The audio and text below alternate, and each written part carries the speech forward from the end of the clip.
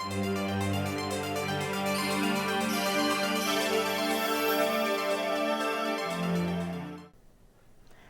my name is Laura Bodine and I'm a graduate student at Eastern Illinois University. And today I'm going to talk to you about iron through the life cycle.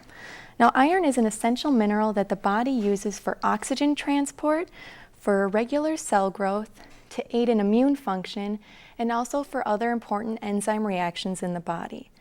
Unfortunately, iron is the #1 nutrient deficiency in the entire world, with roughly 80% of the world population having iron deficiency.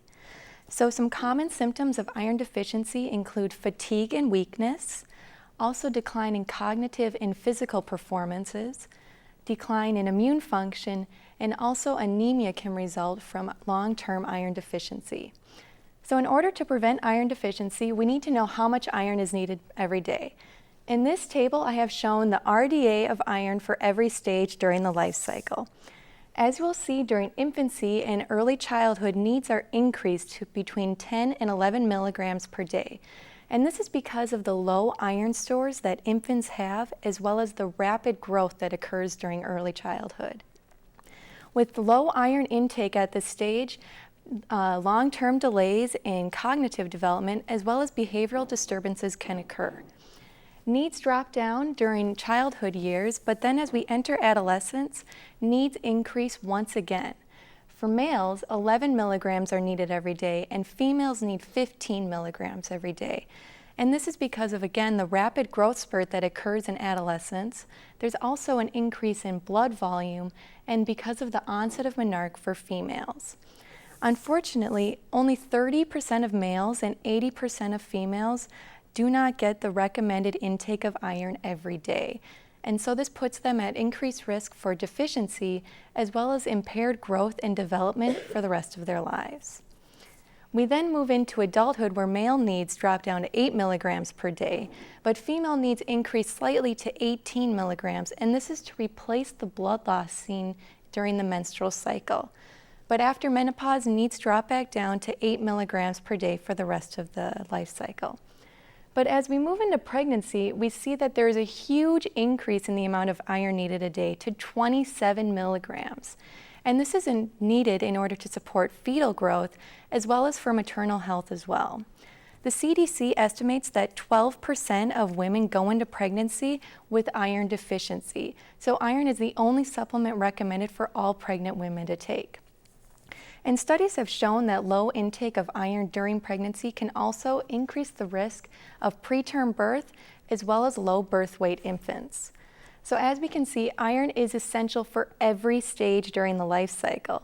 But now we need to know where we can find iron in the diet. And as you can see, there are actually 2 different types of iron in the diet. The first is called heme iron, and heme iron is found only in animal products and is easily absorbed by the body. Some excellent sources of heme iron include chicken liver, oysters are a great source, as well as beef and other red meats. And the other source of iron in the diet is called non-heme iron. And this is actually the most abundant form in the food supply and accounts for most of the iron found in plant products. Non-heme iron, however, is not as easily absorbed by the body.